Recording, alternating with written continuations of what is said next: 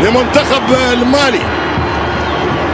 حيدرة ممتاز فنيا، يلعب 1-2. حذاري خطيرة لمنتخب مالي، شوتوا مليح. حذاري عرضية والهدف الأول لمالي. الهدف الأول لمالي. المنتخب التونسي جاء فرصتين في ولا دقائق ما سجلش. المنتخب المالي من أول كرة تغطية متأخرة يغلب العيدوني في الديال.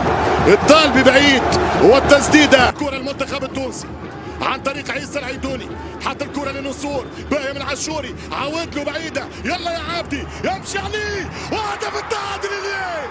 هدف التعادل حمزة في كوت ديفوار. عاشوري حلوة مشات من بن سليمان. العابدي معلم ينطلق رفيعة ويحطها في الجول. الهدف رقم 100 للنصور في